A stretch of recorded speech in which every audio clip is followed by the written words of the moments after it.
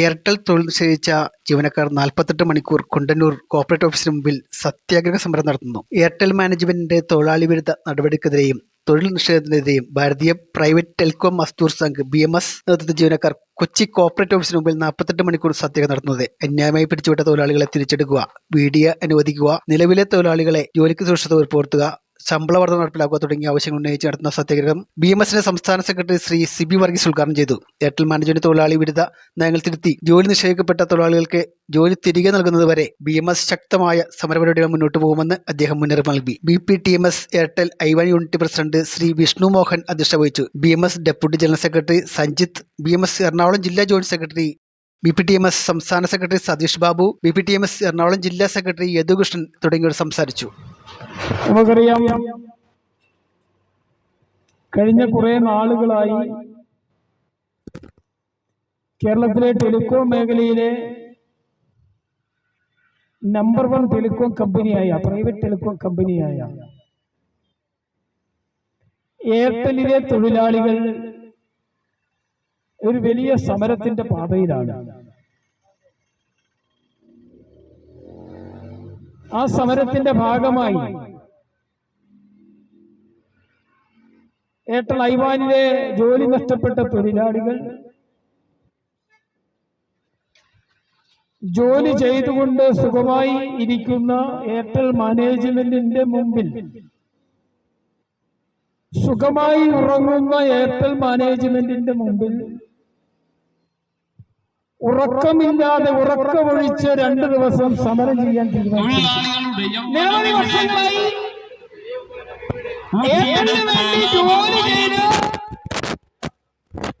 അവരുടെ നല്ല പ്രായത്തിലെ എയർടെൽ സേവനം ഏറ്റെടുത്ത് അവരുടെ ഔട്ട്പുട്ട് മുഴുവൻ സ്വീകരിച്ചതിന് ശേഷം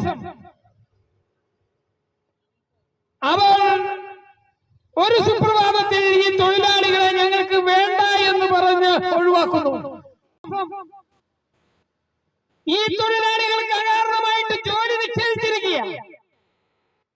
എന്താ ജോലി നിഷേധിക്കാൻ കാരണം? 2 ദിവസം സമരം ചെയ്തു എന്നുള്ളതാണ്. നോട്ടീസ് കൊടുത്തതിന്റെ അടിസ്ഥാനത്തിൽ 2 ദിവസം സമരം ചെയ്തു. എന്തിനാ സമരം ചെയ്തത്? സമരം ചെയ്തത് കഴിഞ്ഞ 10 വർഷമായി ജോലി ചെയ്യുന്ന സ്ഥാപനത്തിൽ, ആ സ്ഥാപനത്തിലെ തൊഴിലാളികളെ യാതൊരു കാരണവുമില്ലാതെ അവരുടെ ജോലി നിഷേധിക്കുന്ന നടപടികൾ ഘട്ടഘട്ടമായി ആരംഭിക്കുന്നു. അവർ ജോലി ചെയ്യുന്ന തൊഴിലിടത്ത്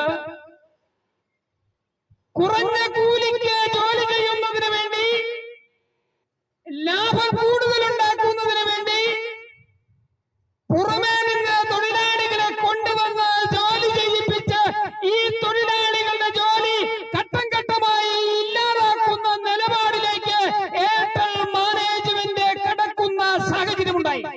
അതുകൊണ്ട് ഞങ്ങൾക്ക് ഇഷ്ടമുള്ള ആളുകളെ ഞങ്ങൾ നിയമിക്കും, ഞങ്ങൾക്ക് ഇഷ്ടമുള്ളതുപോലെ ഞങ്ങളുടെ സ്ഥാപനം നടത്തും.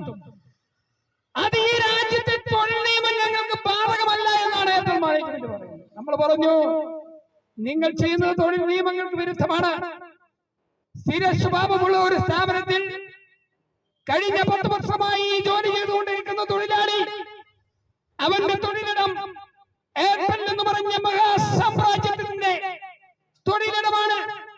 ആ തൊഴിലിടത്തിൽ കഴിഞ്ഞ 10 വർഷത്തിലേറെയായി ജോലി ചെയ്യുന്ന തൊഴിലാളികൾക്ക് അവിടെ ജോലി നഷ്ടപ്പെടാതെ തുടർന്ന് ജോലി ചെയ്യാനുള്ള സാഹചര്യം ഉണ്ടാവണം.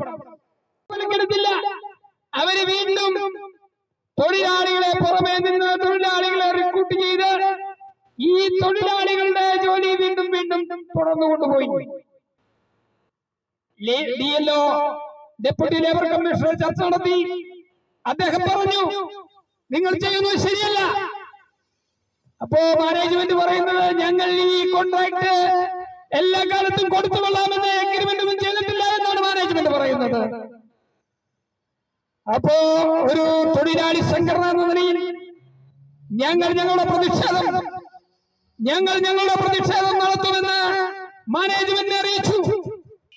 ഞങ്ങൾക്ക് എയർടെൽ മാനേജ്മെന്റിനോട് പറയാനുള്ളത്, ഇത് ഭാരതീയ മസ്ദൂർ സംഘമാണ്. ഇത് ഭാരതീയ മസ്ദൂർ സംഘമാണ്. ഈ രാജ്യം ഭരിക്കുന്ന ഭാരതീയ ജനതാ പാർട്ടിയും ഈ രാജ്യത്തെ ഏറ്റവും വലിയ തൊഴിലാളി സംഘടനയായ ഭാരതീയ മസ്ദൂർ സംഘവും ഈ രാജ്യത്തെ മുഴുവൻ വ്യത്യസ്ത മേഖലകളിൽ പ്രവർത്തിക്കുന്ന അതിശക്തമായ സംഘടനാ സംവിധാനവുമുള്ള രാഷ്ട്രീയ സ്വയം സേവക സംഘം എന്ന മഹാവൃക്ഷത്തിന്റെ ആ വൃക്ഷത്തിന്റെ ശിഖരങ്ങളാണ് ഭാരതീയ മസ്ദൂർ സംഘവും. ആ ശിഖരങ്ങളിൽ ഒന്നാണ് എന്ന് എയർടെൽ മാനേജ്മെന്റ് മനസ്സിലാക്കിയാൽ നല്ലതാ. ഞങ്ങൾ അങ്ങനെ